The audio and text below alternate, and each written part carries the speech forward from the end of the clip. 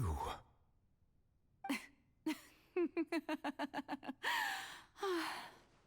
Sorry. That shocked expression on your face is just too amusing. I couldn't help myself. You are not Furina. Who are you? The sweet sound of bewilderment. Marvelous. A sure sign that my attempt to deceive everyone was a resounding success. But to answer your question, I am Focalors. You know, the god. Focalors? Why did you deceive us? Oh, that wasn't my goal, of course. Goodness, no. But I had to fool everyone else too, if I was to stand any chance of deceiving the heavenly principles. Deceiving the heavenly principles? It's all because of that pernicious prophecy. Dreadful, wasn't it? Everyone doomed to dissolve. Fontaine condemned to be flooded.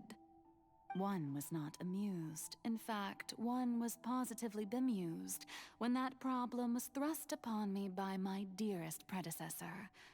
That's the former Hydro Archon Egeria, for the uninitiated.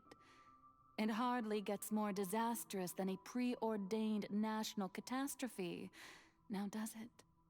She knew full well that the prophecy would surely come to pass. And as one of the seven, she also knew full well that one defies the heavenly principles at one's peril. So yes, as you have no doubt surmised, it was a rather impossible situation that I found myself in. I spent a terribly long time mulling it over, alone on the ocean floor. And I was almost growing barnacles by the time I finally realized there was only one possible solution to this confounding conundrum.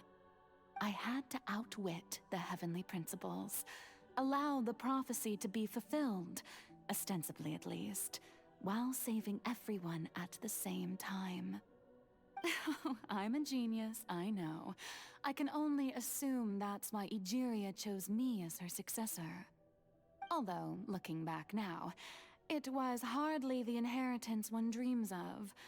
Between the task of saving the nation, the quotidian duties of the Hydro Archon, and not to mention the original sin of creating a new race of humans, I dare say she left me quite a colossal mess to clean up.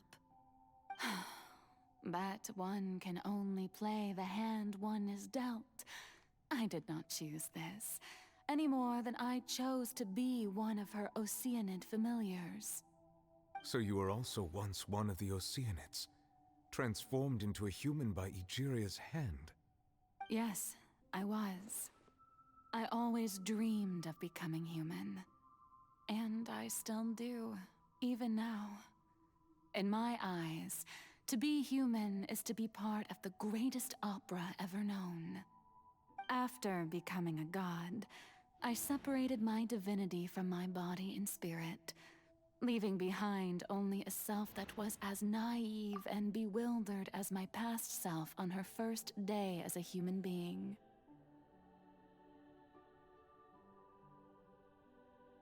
The me you see before you now is that divinity, and the human counterpart I left behind, I named Furina.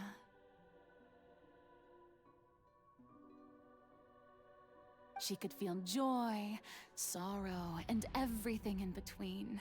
She could be as vain and conceited, or as meek and vulnerable as she wished. Her strengths were of a kind only a human could possess, as were her shortcomings. But in my eyes, Furina's humanity was what made her perfect.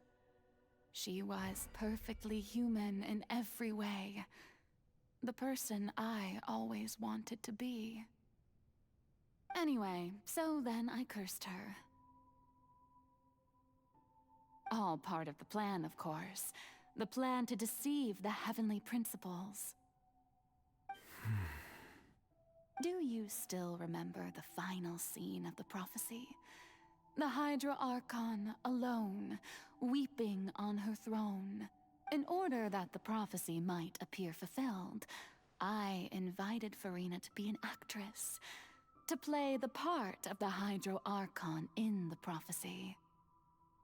Under the curse I placed on her, so long as I, Focalors' divinity, continued to exist, she could not die. But nor was she free to live her life in the pursuit of happiness. Instead, she was forced to take the stage in the opera house, to embrace the role of leading lady, to forever play the part of the god from the prophecy, all to create a deceitful appearance of that prophecy coming to pass.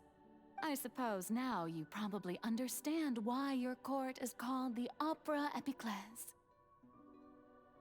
But Furina is only human, isn't she? Even though she has had a long life, her mind is no stronger than that of any other ordinary human being. I cannot begin to fathom what she has had to endure. It must have been torture for her. It has indeed.